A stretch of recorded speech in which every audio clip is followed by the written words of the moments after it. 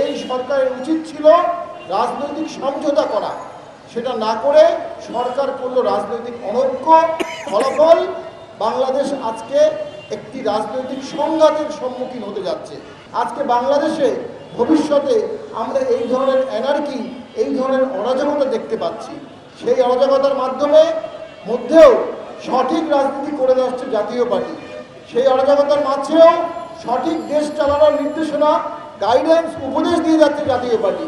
GM কাদেরের নেতৃত্বে জাতীয় পার্টি বাংলাদেশ বাঁচাবে ইনশাল্লাহ। নেতৃত্বে জাতীয় পার্টি বহুদলীয় রাজনীতি ধরে রাখবে ইনশাল্লাহ। বাংলাদেশে কোনো দলকে ব্যান করা যায়নি। ৭২-এ ধর্মভিত্তিক রাজনীতি ব্যান করা হয়েছিল, জিয়াউর রহমানের সময় তারা সগর্বে ফিরে এসেছে। জাসদকে ব্যান করা হয়েছিল, জাসদ সগর্বে ফিরে এসেছে।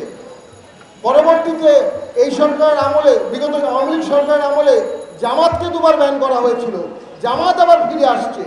দেখা গেছে যারা ব্যান করেছে তাদের পতন হয়েছে, যাদের ব্যান করা হয়েছে তারা ভবিষ্যতে আবার সগর্বে ফিরে আসছে।